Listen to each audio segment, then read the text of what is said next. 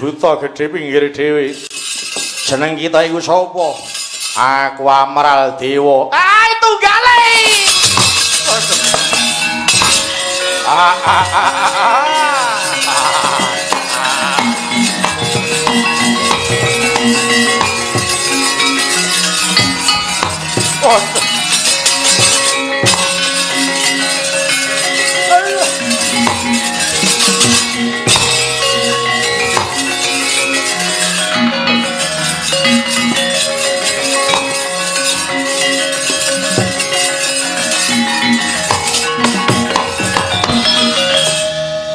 Iki ana buta tekan kene. Kowe buta tekan kene. Kowe sapa? Dewa Amral. Kowe sapa? Amral Dewa. Diwalik. Prasaja kowe iki sapa? Apa pangling to, Dik? Piye? Apa pangling? Pangling piye to? Kowe iki sapa? Oh, sajake pangling tenan. Lho. Oh, nuwun sewu, nuwun sewu. Wis ora apa-apa iki. Biasa. Nyuwun pangapunten. Aja basa, buta kok basa. Ora sah basa. Mboten basa, ora apa-apa. Gak apa-apa. Janji-janji. Aku ngamuk, aku yo ngamuk. Ayo bareng-bareng. Ora basa kok keku. Engko sareng engko. Aja basa. Iki sruh ngene. Buta kok basan-basanan ora patut. Wis yo diamuk yo diamuk, diamuk bareng. Wah.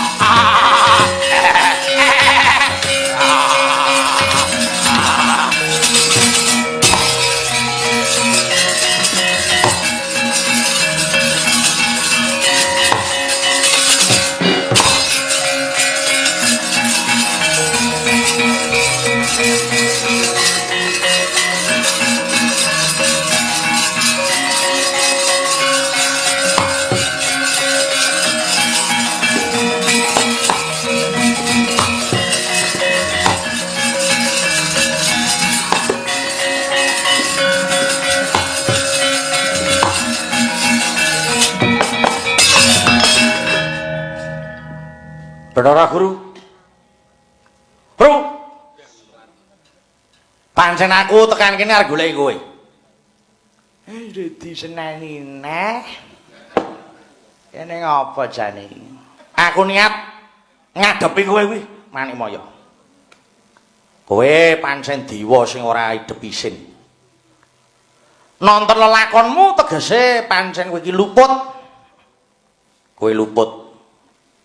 Saben-saben kayangan geger kowe mesti nyambat ndaraku Pandhawa. Ning sebab apa? Wektu dina iki hop ya tada ya hi hai lo kowe tekyan lo hot pa yo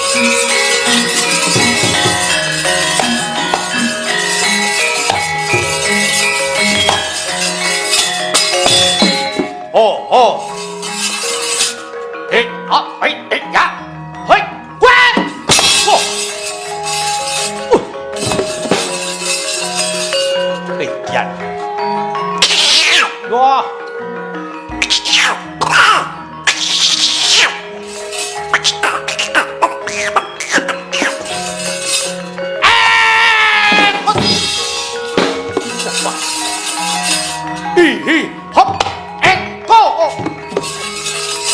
oh iya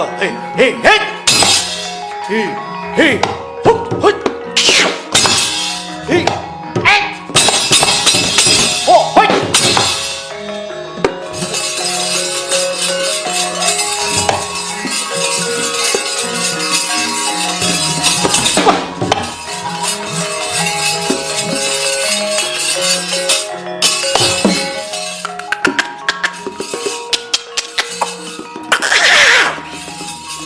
ya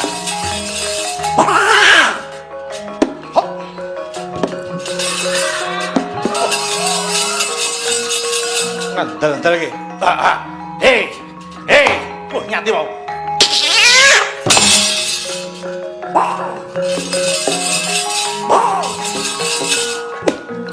hi hot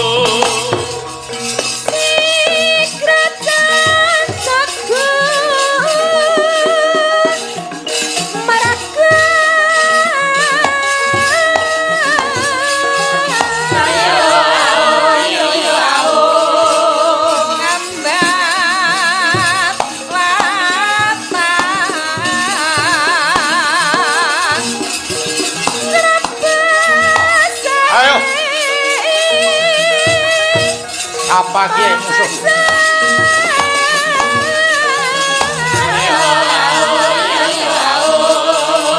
tangkap jajah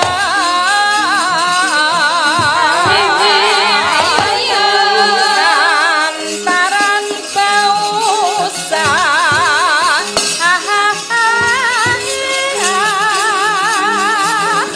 ya ayo ana munyuke ajurine pranteng lampung sing cendhek cilik brengose sekepel ayo rene asu serana remek ilang nyawa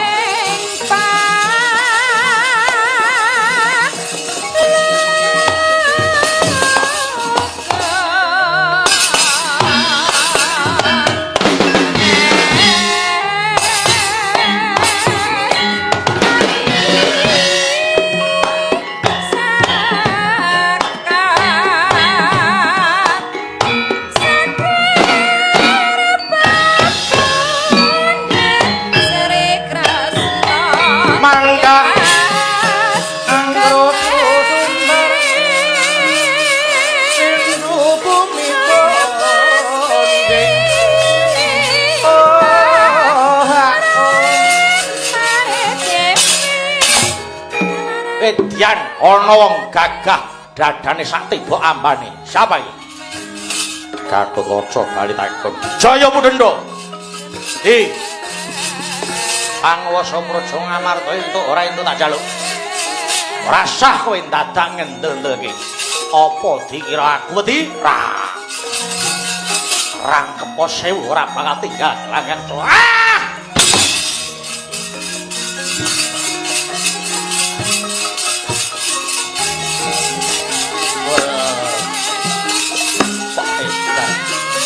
Ampleng sakayane as yodok dadamu senggilang pas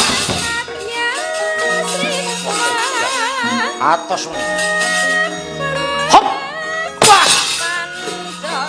Wah. Pasti. Wes. Ah. Ah.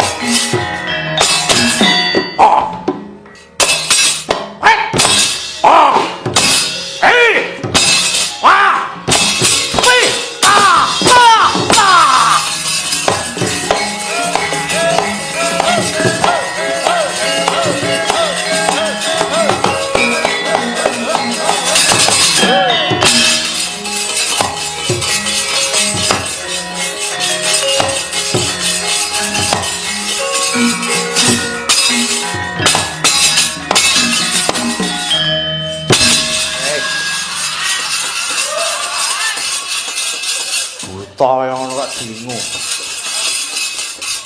Kepruk wit mudar. Mong kayar mati kok.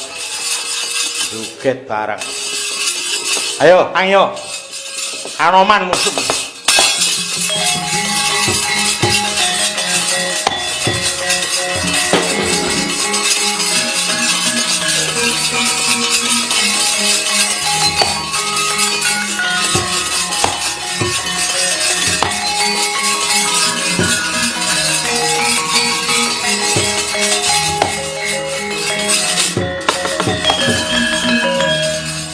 Ibu, apa?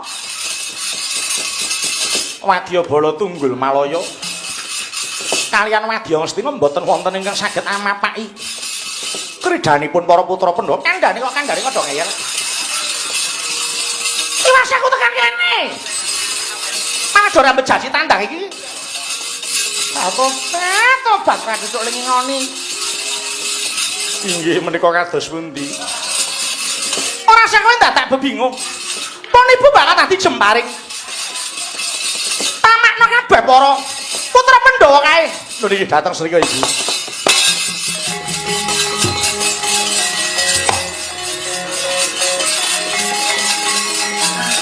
Aku arep dadi jemparing. Ora krungu kajae. Mbe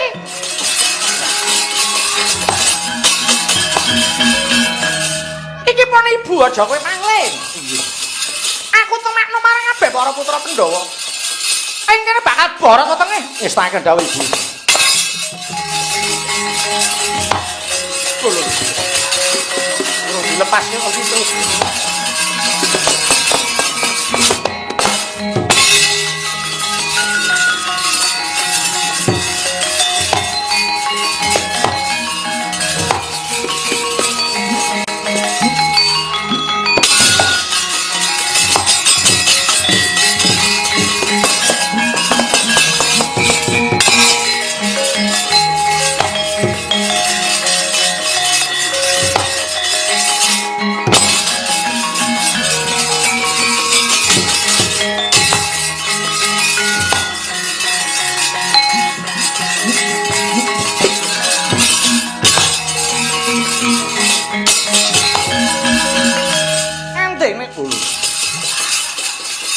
Apa iki? Aduh. Sida konangan iki. Iki bangsane wong iki. Iki rumangsaku jempare kok iso sambat aduh iki. Iki jempare ngendi? Terus pundi Ibu? Wis meneng. Aku konangan. Wong paduka kedang ngono. Tak jaono iki. Remuk dadamu.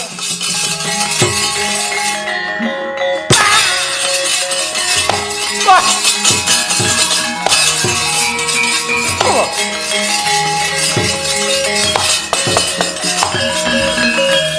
ya jagat dewa Bathara gaman kok ampuh kaya ngono. Wah, ora mati nduga mulih yen aku maju ora malah dapat kewirangan.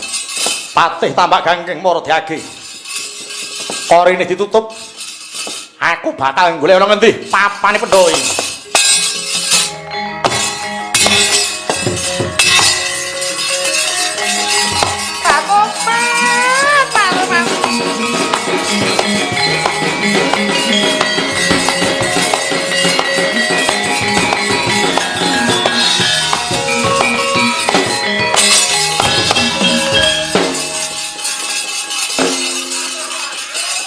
Marai konangan nek ngene iki lho.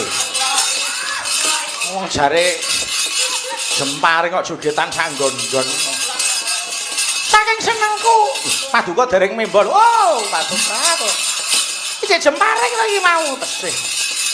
Kok drujur lah iki.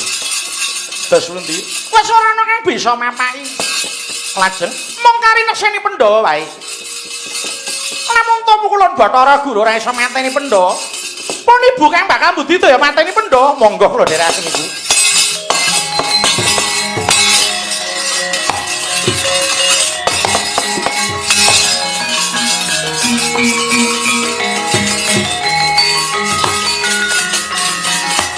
Oh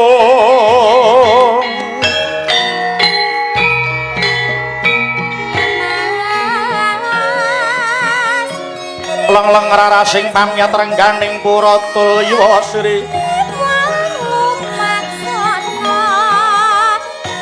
Jenawi Sutya manik Sumawur sorot sumirat sirate mangilakate Yayah tarangga no sumawur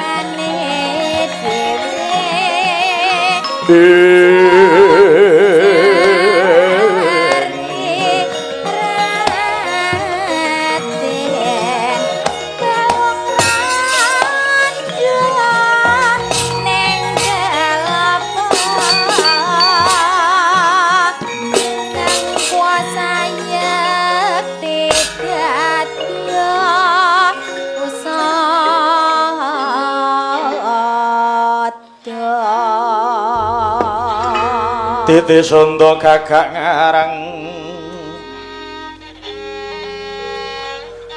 Titioni kapat mongso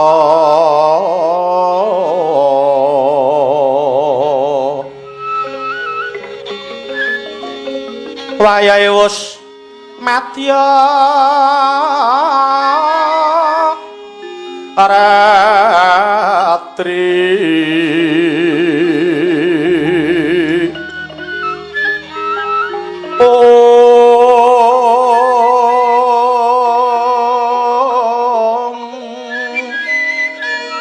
Sumrek kantane ngapus pita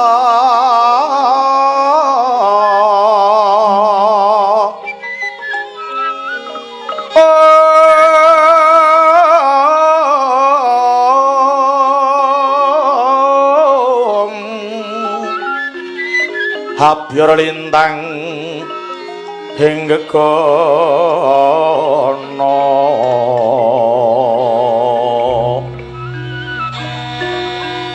Raras tumangeng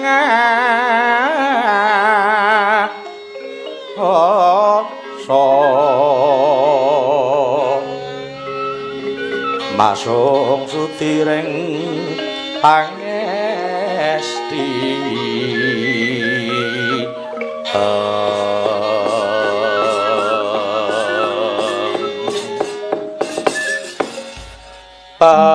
petis manis Upos lembu saupama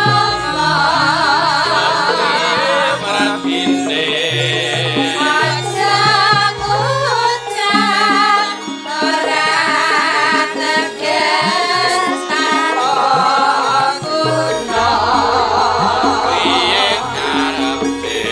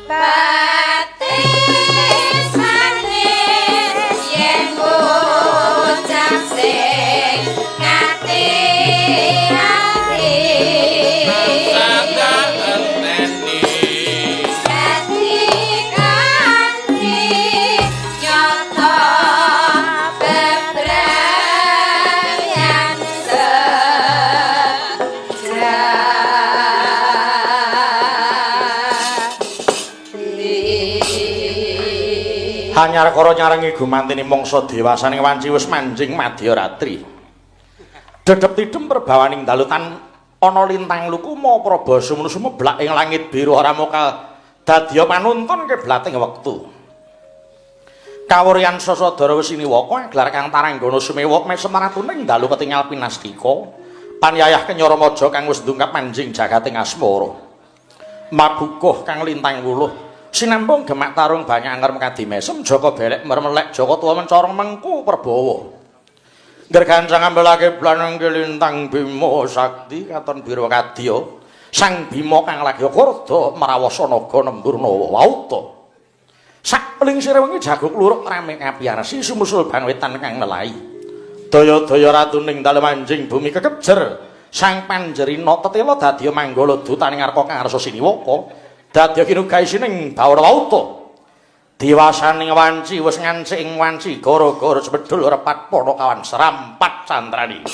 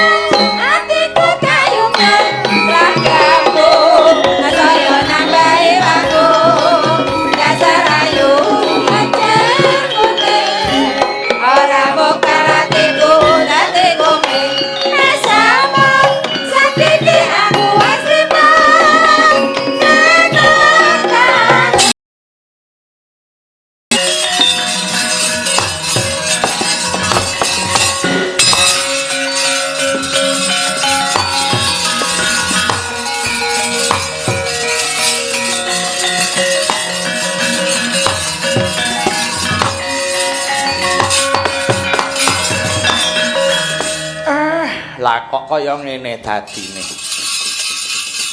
Tak sawang saka kadohan daraku Werkudara kok ngener marang pernah ing Kawah Sandra Dimuka. Bathara Guru sajake wis tega ya. Kawah Sandra Dimuka nadyan ki wujud geni ning iso mbedake. Bener apa luput wong kang cememplung ana Kawah Sandra Dimuka. Mara sawangan kae daraku Werkudara. Daraku Werkudara kae luput apa bener? Yen luput awet panas, ning yen bener dadi adem.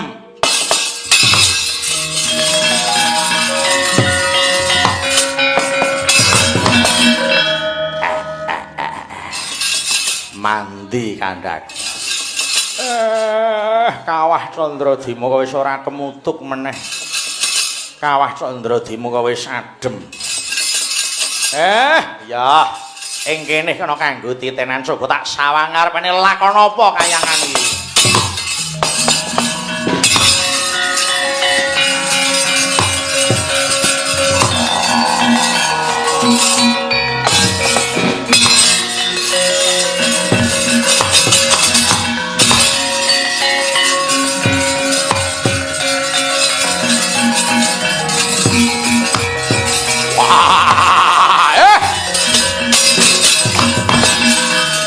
Kayangan papaning dewa sing ora adil. Dewa sing ora kena kanggo paugeran. Dewa Mral tekane tak ora arik Suralaya. Ah! Ya! Wah!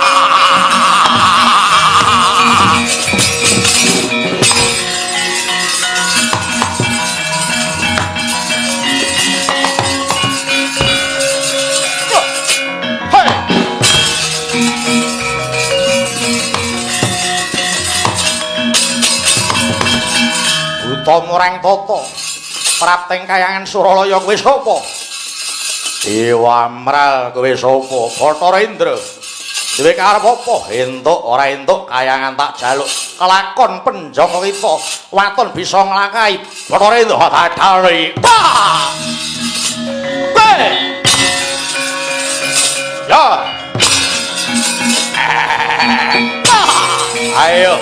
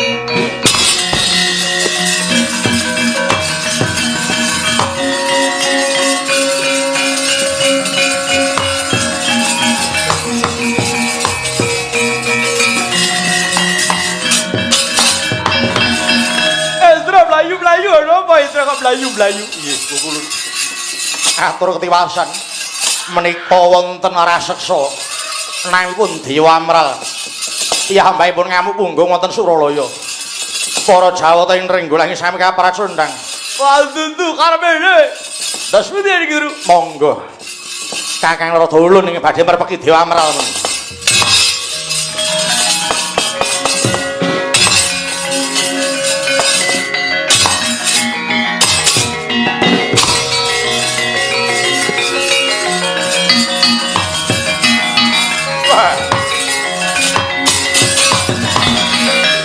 ana buta gedhe pinggir dhewe kowe sapa? Aku Dewa Mral. Kowe Bathara Guru. Lho, ngerti maring jeneng ulun buta pinter. Ngamuk punggung ana apa? Njaluk kayangan Suralaya. Kelakon penjong kita. Waton bisa ngasorake kadidane Bathara Guru. Ah, sepira banggamu. Waduh.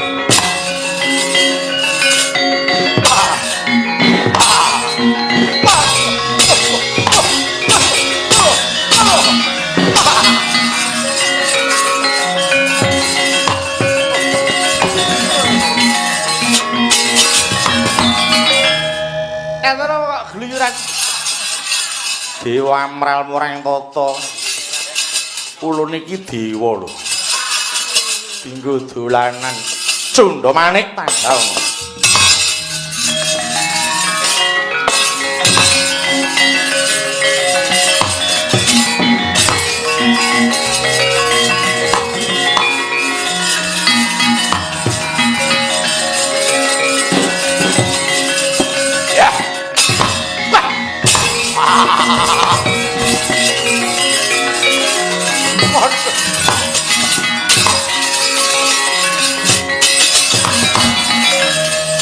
mlajar mawon Kakang. Kok. Junda manik boten tumama mlajar. Ayo.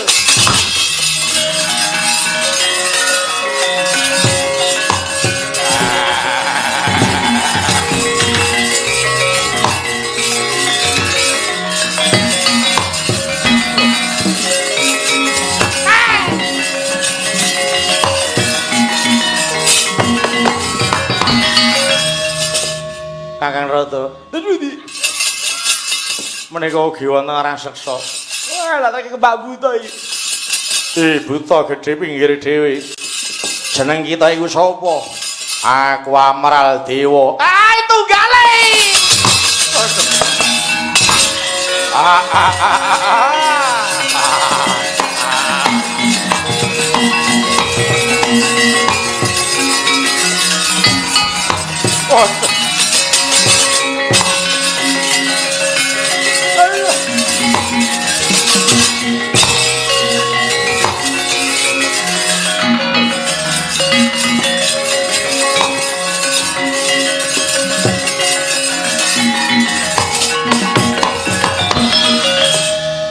Iki ana buta tekan kene. Kowe buta tekan kene. Kowe sapa? Dewa Amral. Kowe sapa? Amral Dewa. Diwalik. Prasaja kowe iki sapa? Apa pangling to, Dik? Piye? Apa pangling? Pangling piye to? Kowe iki sapa? Oh, sajake pangling tenan. Lho. Oh, nuwun sewu. Wis ora apa-apa iki. Biasa. Nyuwun pangapunten. Aja basa, buta kok basa. Ora sah basa. Mboten basa, ora apa-apa. Gak apa-apa. Janji. Aku ngamuk, aku yo ngamuk. Ayo bareng-bareng. Ora basa kok keku. Engko sareng engko. Aja basa. Iki sruh ngene. Buta kok basan-basanan ora patut. Wis yo diamuk yo diamuk bareng. Wah.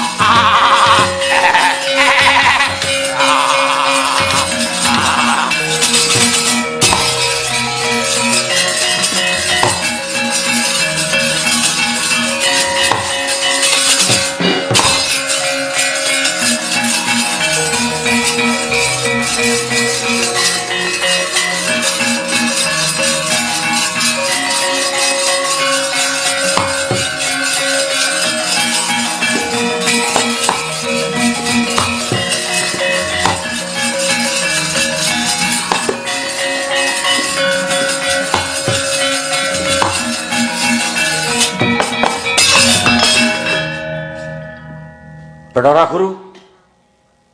Bro. Pancen aku tekan kene arep goleki kowe. Diseneni neh. Kene ngapa jane? Aku niat ngadepi kowe kuwi, Manikmaya. Kowe pancen dewa sing ora idep isin. Nonton lelakonmu tegese pancen kowe iki luput. Kowe luput. Saben-saben kayangan geger kowe mesti nyambat ndaraku Pandhawa. Ning sebab apa? Wektu dina iki ndaraku Werkodara medharake kawruh panunggal. Sing suwarasane mung kanggo ngelingke titahing Madyapada. Kudune kowe malah matur nuwun. Yen Ndara Werkodara medharake kawruh panunggal kuwi ngajari titah supaya ngerti yen dewa kuwi sapa. Lah kok kowe dupeh lagi nyekel panguwasa kok terus dienggo mrawasa menungsa sing tanpa dosa. Ing ngatasé Werkodara kuwi ndandani jiwa kanthi medhar kawruh rasa jati, lah kok malah tanggep buka wadining dewa. Kuwi jane wadi sing endi? Dewa Pengung. Kowe lali to? Kowe lali. Aku iki dewa le. Semar ki ya dewa. Pira bara kowe matur nuwun karo Werkodara. Sebab ora ketang lungsu-lungsu dheweke wis meludu ngrewangi dewa ndandani jiwane menungso supaya tansah eling marang dalan sing bener. Bathara Guru, olehmu dadi pemimpin, olehmu dadi dewa, cacahanmu isih kaya ngono, isih seneng nyalah gunake wenang, aja njagakne yen kayanganmu bisa tentrem. Kowe dadi dewa kuwi aja dadak mikir karo sedulure dhewe. Nek ora grupmu ora tok ayomi. Kudu ditah kabeh tok ayomi.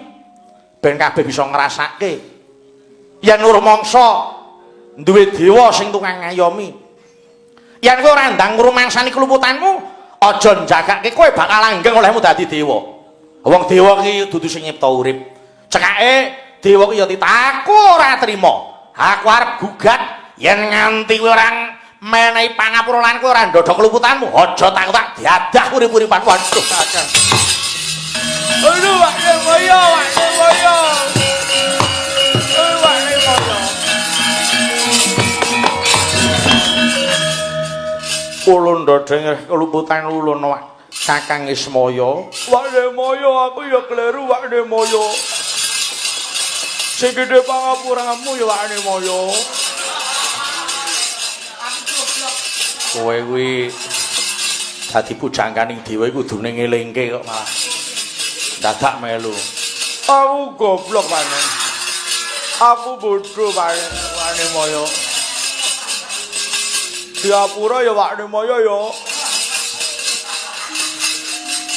Kakang Ismaya ulun ndodeng reh keluputan ulun banjur kudu kepiye nebus kelawan keluputan ulun iki. Mongko yen ora Pandhawa ora bakal ana sing bisa nyirep dahuru sing mapan ana kayangan iki. Mongko wektu dina iki Warakudara njeguring kawah Candradimuka. Lah, gumantung kowe. Yen pengin tentrem kowe nusula. Sambata njaluk ngapura karo Warakudara. Kuwi yen pengin tentrem. Ewadene ora nglelengo kowe. Mawut Suralaya. Terus pundi kirangan mau jegur kawah lagi cedake sumupe wis kaya ngono. Waduh, terus pundi Kakang Rata? Ayo mong kari milih. Yen kowe pengen tentrem, ayo tututana ndaraku Warakudara sing jegur ana kawah Candradimuka. Yen ora ngono, ora tentrem Suralaya. Ulun bakal sumusul Warakudara dina iki, Kakang.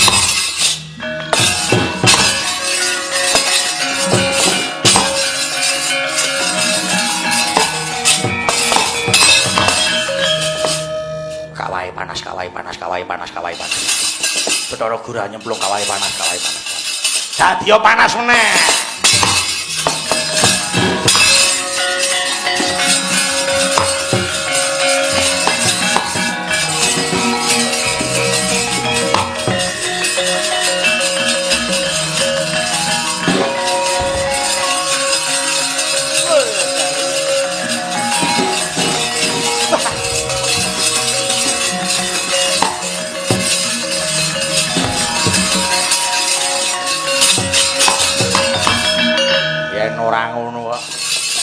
Ora ndang jegur. Kapokmu kapan kowe?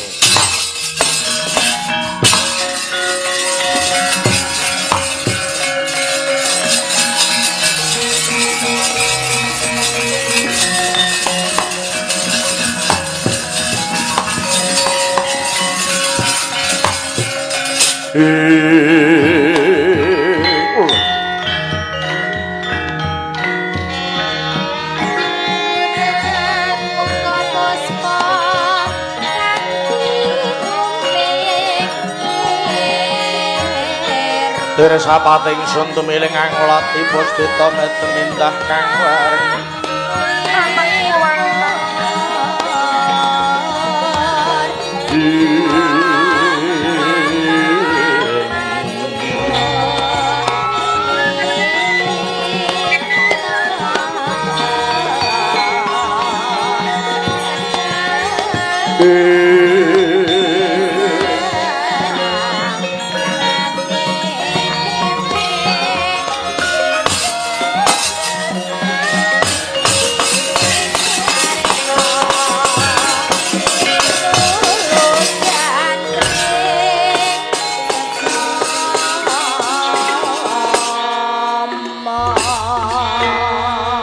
iki tak wis padhake putraku Werkudara Janaka kembar kang padha sowan marang Kawah Candradimuka sembah kula mugi kunjuk Rama saha Ibu bekti kula ngatur Rama Ibu bekti kula katur Rama Ibu Pandhu bapakku madrim ibuku sembah sungkemku katur iya nggih kabeh putraning ingsun tampa pangabektimu kulup padha sajarwa kepiye nalare dene kita padha sumusuh marang pun bapa ana ing kene Werkudara Pandhu bapakku mulane aku temeka kene sabab aku nampa paukuman saka Bathara Guru luput mopo aku diluputke jalaran wani gelar kawruh panunggal kawruh ing wong urip teko aneh temen ing ngatasé kawruh becik ginelar teko diluputake dening pukulun Bathara Guru pancen jamane lagi rusak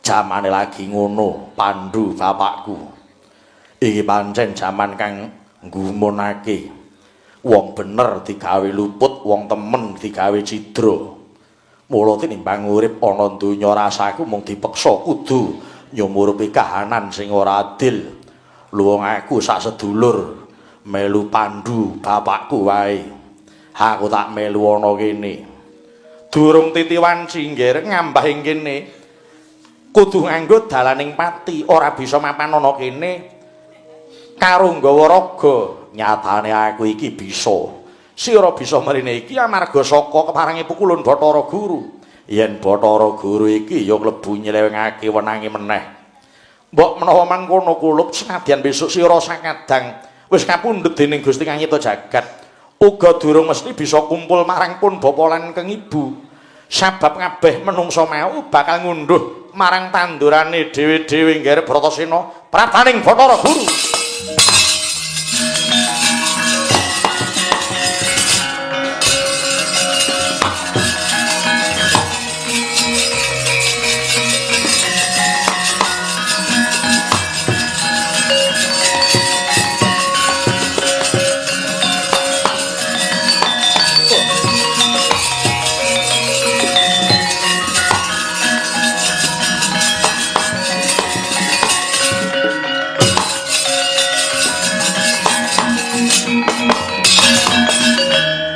menika pukulun Bathara Guru saha Sang Hyang Narada ingkang rawuh wonten madyaning kawah. Iya Pandhu, ulun lan Kakang Narada ingkang prapta. Wonten wigatos menapa pun mandhu cumadhong dawuh pukulun sumurupa kaki. Wektu iki kayangan geger. Awit saka pangamuk ing raseksa loro cacahe ingkang padha bakal njaluk panguwasa kayiwangan.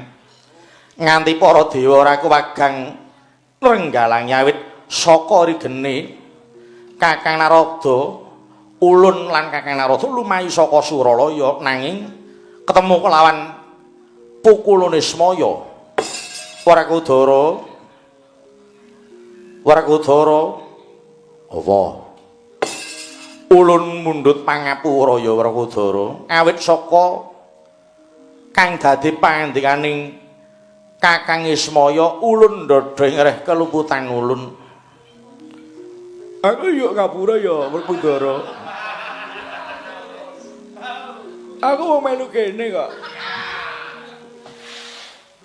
yen oleh menjaluk pangapura ora lahir batin apa paedahe tok ucapake Werkudara ulun ndodheng reh kelumputan ulun lahir batin ulun nyabda iki ora ana kang meksa nanging tuwuh saka batin kang suci kita Werkudara gelem ngapurani apa ora? Iya. Aku gelem ngapura nanging aku duwe penjaluk. Apa penjaluk Werkudara? Aku gelem ngapurane lan uga gelem dadi serayaning dewa. Yen to aku penjaluk utawa turuti. Bapa Pandhu, Ibu Madrim entasna saka neraka jahanam unggahna marang swarga tundha sanga. Yen Bathara Guru gelem mujuti, aku gelem dadi serayaning dewa nentremke Suralaya. Kakang Narada, terus pundi? Terus pundi? Lah mongso barang wong Paduka Guru ora tau ngrungokke kandhaku.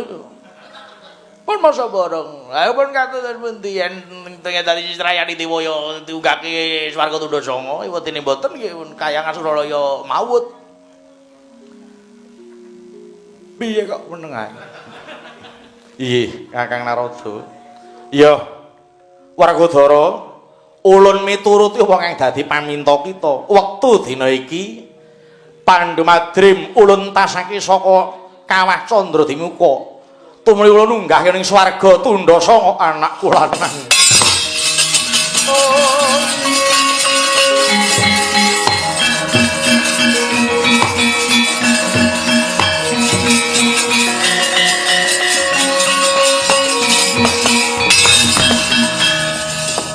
Anak kula nang Werkudara. Pun Rama ngaturke penuwun dene sira wis bisa ngentasake paksiksaning pun Rama kelawan ibu. Ketitik sabdaning pukulun Bathara Guru. Pun Rama bakal nggawé ning swarga tundha sanga. Lamun ta ora ana pandongane anak kang bisa netepi darmaning putra put kuwi ngentas tra kuwi neraka. Anak dadi juru pangentas kasangsaraning bapa biyung mokal kasembadan lamun ta ora ana anak kang pantes kanggo patuladan kaya dene sira Werkudara. Iya. Iki wis dadi kewajibanku mikul dhuwur mendem jero karo wong tuwa. Pandhu. Duh, Pandhu. Dos pundi pukulun? Ing kene jeneng kita kudu bombong.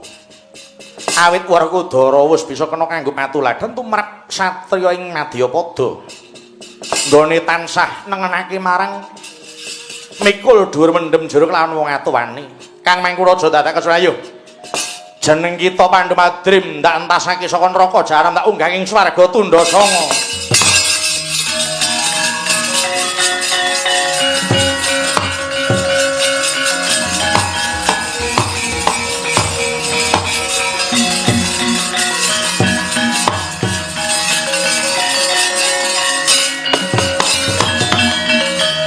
Banget panarimaku Bathara Guru mituruti kang dadi karepanku kang mangkono Werkudara mara diagi tentremna swasana Suralaya saka pangamuk ing Buthara loro ya aestoke ayo jlamprong kembar ngetutna sak lakuku.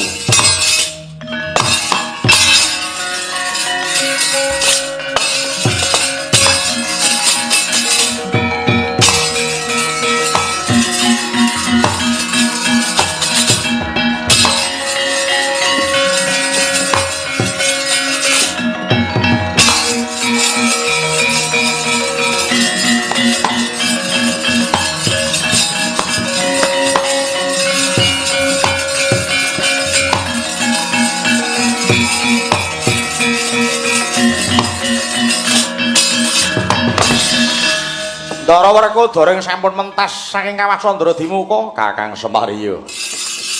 Bathara Guru ndodho ing reh keluputane. Jaluk pangapura lan Werkudara.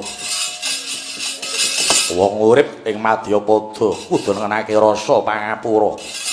Aja nganti kegawa gething buru sengit selawase urip. Mundak ora tentrem pikire. Bagus sampeyan. Lah terus badhe tindak pundi? Srayaning dewa Werkudara sinaraya kinen balekake buta loro cacahe kang bakal ngesuk pelungguhaning para dewa mula entenana tak rampungane dewa buta loro kae.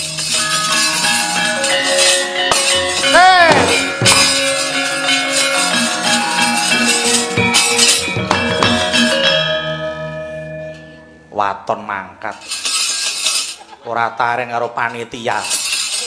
Den Kakang Semarapa.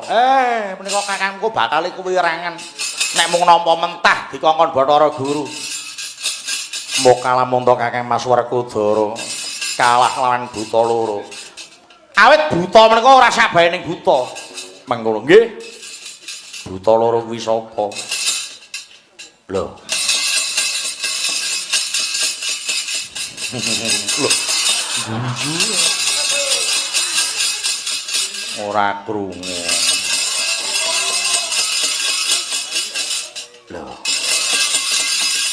Apa ya? Nggih. Mabuk tak iki. Mengenang nganti kula goroh mang jajake. Tak buktekke dina iki.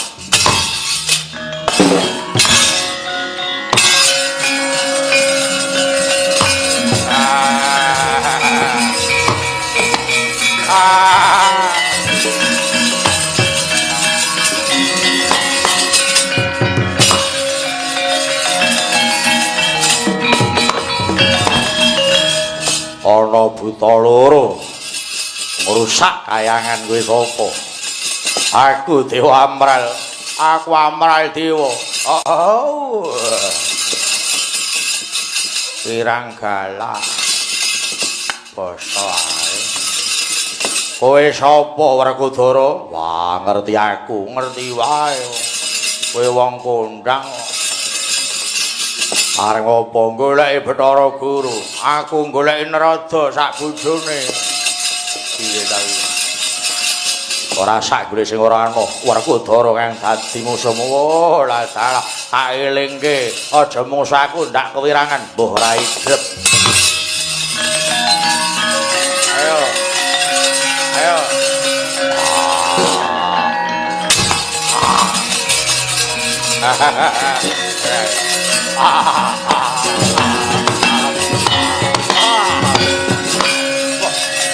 Bukan waktu.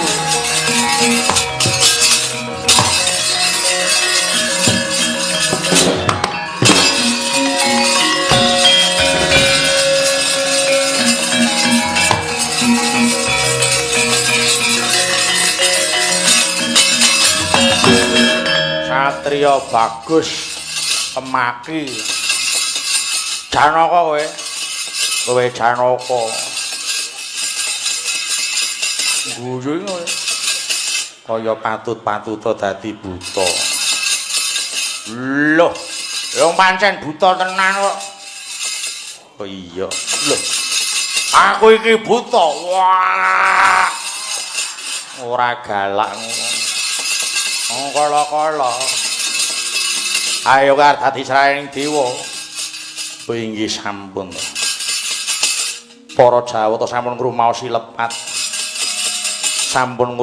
lepat ndodheng kalepatanipun wedal samangke Kanjeng Rama Pandhu Dewanata tuwin Kanjeng Ibu Madrim sampun mentasake naraka jahanam inggahing swarga tundha sanga awit sedaya kala wau ing pambudidaya Kakang Mas Werkudara ing sinengkuyung Kadang Pandhawa monggo kepareng ngurucat Koko Prabu. Oh, salah.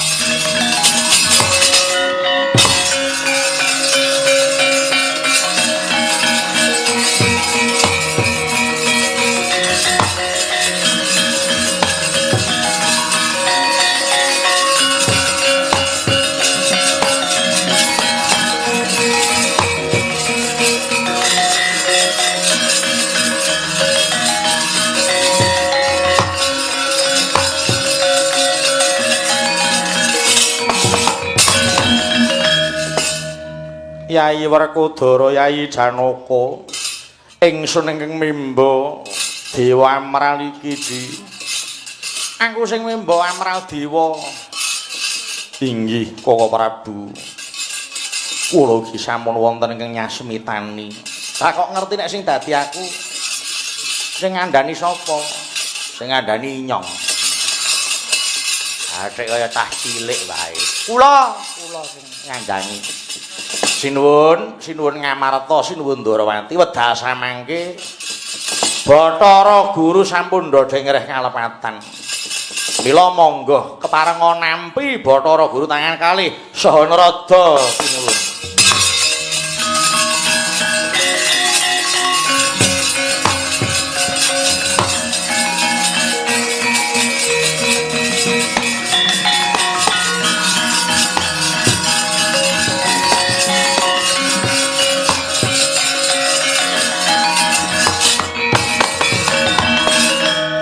Puntadewa Kresna ulun ndodheng reh keluputan ulun dene kumawani nibake paukuman kelawan Werkudara nganti ilang kawasgetan ulun Puntadewa dene Kresna Oh, waskita ilang ya lumrah wong nyatane ditangisi karo Katanggrek Durga. Nyatane ora ditangisi Durga ya ora ning dawuh kaya ngono. Mbengki sampun to, Kang. Senengane kok meleh-melehke. Lah ra apa to, mesti Durga. Mula sing golek anak diukehi. Mun kok ngewangi Durga. Inggih Pukulun. Mboten dados menapa namung batos kula mboten wonten raos gething mburu sengit dhateng para Jawata. Iya. Kang mangkono Pandhawa Kresna tetepa dadi sawiji. Ulun ingkang anekseni. Pandhawa Kresna kaya dene kreta jaran sak kusiring nganti kuting jagat. Pandhawa Kresna ora bakal bisa pisah. Lan ulun uga mangayu bagya lekasing Werkudara kang wis bisa ngentasake wong atuwane saka neraka munggahing swarga Tundasanga. Kang mangkono para enggal baling Madyapada kesuwen ninggal Praja Ngamarta lan prayoga dadine Puntadewa nuli ngestaken dawuh Pukulun kepareng kula nyuwun pamit saha nyuwun tambahing pangestu. Kula nyuwun pamit Pukulun. Ya Pandhawa. Pandhawa lan Kresna jaya jaya Wijayanti.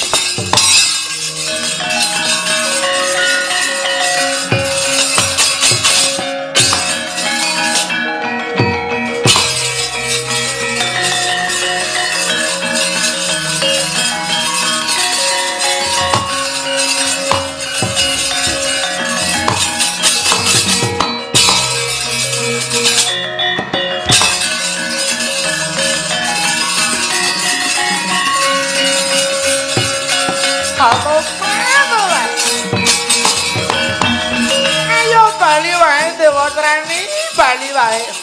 Wonten menapa Ibu? Ora bakal kasempatan setya kita mateni Pandhawa. Monggo Werkudara wis mlemleng kawasandra dimukaning pisan. Bisa mentakawen saka Pukulune Semaya. Waduh, Pukulune Semaya. Kato pandhita gagal meneh. Saipun ibu sing dandan kurang pinter Bathara Guru Jesa lali. Liya wektu tak goleke dalan, piye bisane kasembatan lanangi jagat. Kumiba marang Dewa Sreni monggo wangsul Ibu.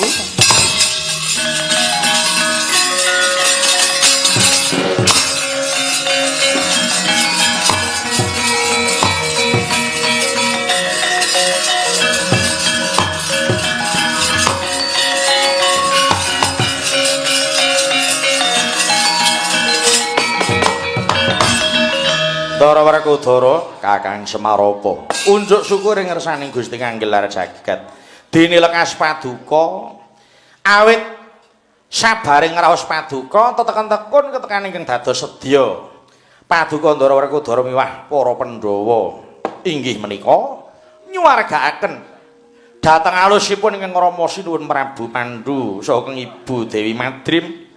Iya. Lekas paduka menika mugi sageta anyawapi dhateng para kadang-kadang SBA saha SFC ingkang dinten samangke kintun donga kunjuk dhateng para pepundhen ingkang sampun kajempana ing angin. Iya. Mugi ingkang dados donganipun kadang SBA saha SFC kinabulna dening Gusti kang anyipta jagat. Kasembadan ingkang dados ancasipun tetepa manunggal lair batosipun ing antawisipun SBA saha KSFC kula sak kanca miwah kula warga ageng Ki Haji Anom Surata ngaturaken panuwun semanten pangrengkuhipun para kadang SBA saha KSFC dhateng kula sak kulawarga tuwin para kadang abdi. Sabibaring ringgitan SBA KSFC tetep kuncara anjaying bawana tetepa dados patuladan dhateng para titahing Madyapada ing bab kerukunan tuwin kemanunggalan. Kunjuk dhateng panjenenganipun Mas Yas ingkang mapan wonten Timur Tengah kula ngaturaken panuwun, Bapak Suratin ingkang mapan wonten Klaten kula ugi ngaturaken panuwun. Raka Mas Sri Kuncara Brimob, Bapak Yoga Mandira kula sak kanca ugi ngaturaken panuwun. Kula ngrumaosi kathah lepat saha kirang mawantu-wantu nyuwun gungi samudra pangaksami. Sabibareng ringgitan monggo kula kanthi santi sepisan merdika salaminya. Akhirul kalam. Wassalamualaikum warahmatullahi wabarakatuh.